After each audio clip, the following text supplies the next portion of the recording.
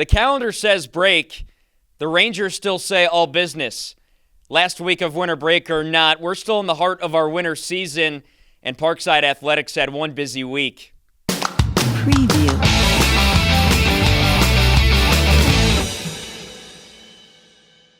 I'm Dominic Leacani, and you're watching the Parkside Press Pass, powered by El Camino Kitchen. Let's begin this week on the wrestling mat, where the number 3 Rangers absolutely dominated on Friday night, taking down Minot State 56-0 in their largest margin of victory in a single duel this season. The Rangers used 7 falls and 8 wins by bonus points in 9 total bouts to cruise to a W, with all 7 pins coming in the first period. Number 4 ranked 157-pounder Easton Warachek recorded the fastest pin of the day at just a minute and 42 seconds into his bout.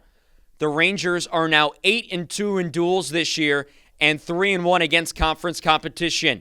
The Rangers will head north this weekend to the Dakotas for 2 more conference duels, taking on Northern State on Saturday at 5 p.m., before then going to take on the University of Jamestown for the first time ever on Sunday at 2 p.m. For the first time in 2026, let's hit the track, where Parkside men's and women's track and field each picked up their indoor seasons on Saturday at the Firebird First Invite hosted by Carthage College. Let's start on the women's side of things, where the ladies placed first out of 8 total teams at the competition. Freshman Anna Snarek led the charge for the Rangers, capturing individual victories in both the 200 and 400 meters. The Rangers also won the 4x400 relay, with Jasmine Seaben, Hannah Downs, Chloe Miller, and Kylie Kwiatkowski posting a time of 4:17:48.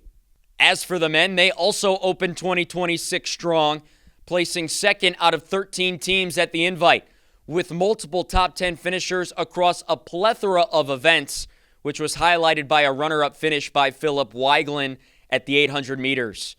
Both teams will be back in action this weekend when they compete at the UW Whitewater Invite on Saturday.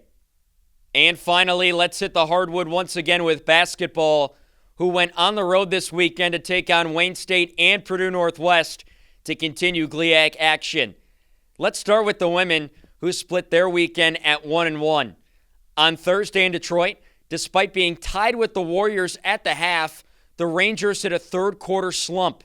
Even with 5 different Rangers in double figures, Parkside could not claw back from a deficit as large as 21 and fell 95-88, even with a late fourth-quarter push.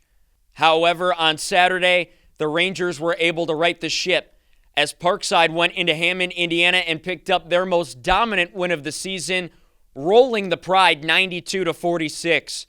The Rangers turned the Pride over 25 times and scored 37 points off those turnovers.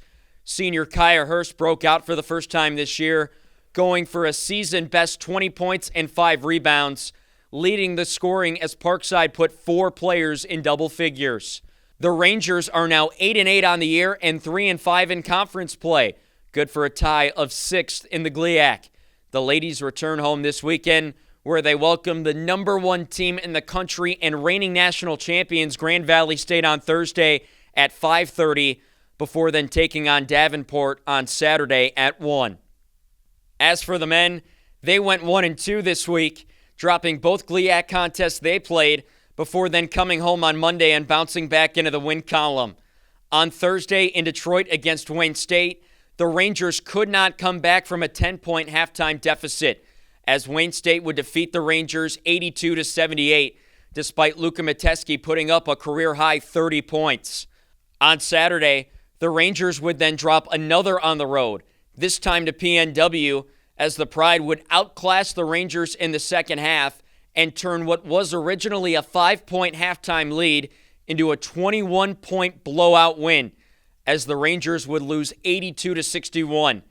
Paxton Warden was the lone Ranger in double figures with 16 points, while Parkside only went 4 of 16 from distance. However, the Rangers would end the week stretch on a high note, defeating D3 Edgewood 95-75 at home on Monday in the final non-conference game of the year. Parkside had 4 players in double figures, while 3 put up 20 or more points. Jack Rose led the scoring with a season-best 24. Drew Sankson put up a career-best 22 points and 18 rebounds. Logan Zaire had a career-best 21 points, and Zach Bain would round out the scoring with 16. Like the women, the Rangers return home to take on Grand Valley on Thursday at 7:30 p.m., and then Davenport on Saturday at 3 p.m. To follow along with yet another busy week of Ranger athletics, make sure to head on over to parksiderangers.com/coverage. And hey, if you're feeling hungry, make sure you check out our friends over at El Camino Kitchen, located off of Highway 41 on 77th Street in Pleasant Prairie. This has been the Parkside Press Pass.